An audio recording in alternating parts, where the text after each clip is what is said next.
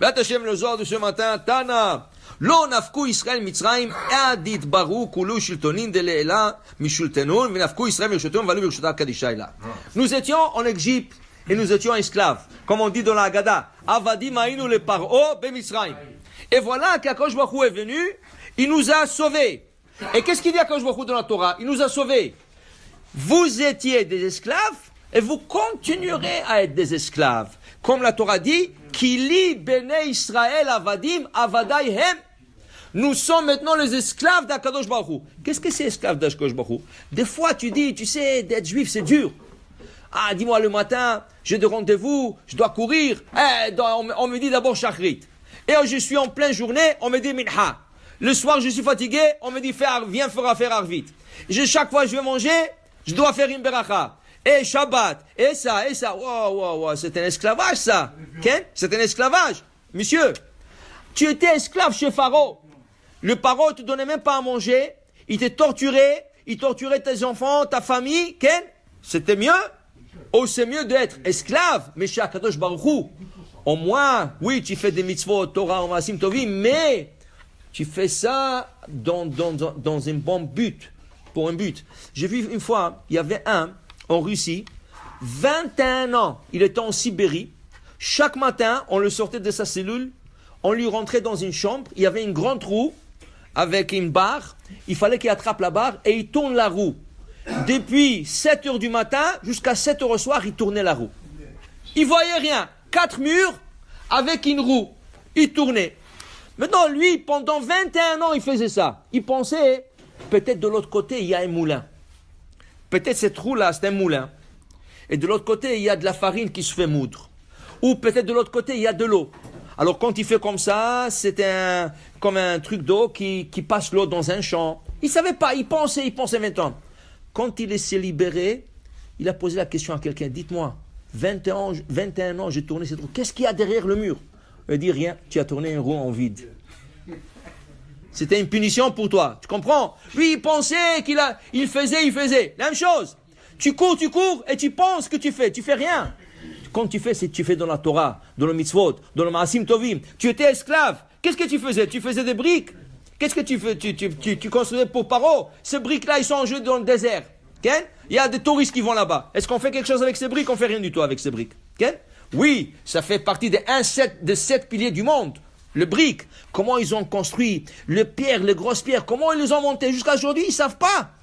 Comment ils ont monté des pierres immenses, 50 pieds, 60 pieds de pierres. Il n'y a pas de ciment entre les pierres. Et tu ne peux même pas rentrer un bout de papier entre les pierres. Tellement c'était précis et droit, tu peux même pas glisser un papier dans le pierre. Jusqu'à aujourd'hui. Comment ils ont fait, on ne sait pas. C'est un pilier. Mais qu'est-ce que ça donne? C'est en Égypte, c'est dans le désert, on fait rien du tout avec ça. Tu comprends? Et qui c'est ils ont fait ça comme de tombeaux de Pharaon. Et qu'est-ce qu'on a gagné tout ça? Tu viens le matin, tu mets tes films, tu fais bien à ta neshama, tu comprends? Tu étais esclave, Dis le Rabbi Shimon Bar Yochai tout ce matin. Alors il dit à Akadosh Baruch Hu, je vous ai sorti d'un esclavage mauvais, je vous ai rentré dans un bon esclavage. Okay? Mais une chose, il fallait nous guérir. Amar Rabbi Shimon, dit Rabbi Shimon, c'est pour ça que la Torah, tout de suite après la sortie d'Égypte, elle vient nous donner un médicament de guérison. Quel est ce médicament? Vous n'avez pas le droit d'avoir du hametz et du levain dans votre propriété. C'est assour. Pourquoi? Parce que vous allez maintenant manger une galette. Un pain qui va vous guérir. Cette galette qui est de l'eau et de la farine, point. Okay? Et cette galette qui n'est pas gonflée, et cette galette que Hachem a recommandée, qui va vous guérir. Okay? Alors ils disent, le Midrash il dit, viens voir. Il y avait une fois un prince, il est tombé malade. Alors le docteur qui l'ont examiné, ils ont dit au père, écoute, il est allergique au pain. Alors il faut pas que tu lui donnes le pain. Il dit, pas de problème. Maintenant, qu'est-ce qu'il a fait le roi? Comme c'est un prince, son fils c'est un prince, il savait que lui va lui dire non, et lui c'était un petit, c'était un jeune, il voudra. Et s'il ne peut pas l'avoir lui, il va donner ordre à un de ses serviteurs. Qu'est-ce qu'il a fait? Il a sorti de tout le palais le pain. Il Il n'y avait pas de pain de tout le palais. Même si un serviteur veut aller le chercher, il ne peut pas. Dis à Kadosh Baruch Hu, je vais vous guérir. Alors, Loi Matzeh Bebatechem, dans vos demeures, il n'y a pas, même si je vous dis, ne mangez pas le pain 7 jours. Mais s'il y a dans le placard du pain, tu vas le manger. Tu vas être tenté. Dis à Kadosh Baruch Hu, Loi Matzeh Bebatechem.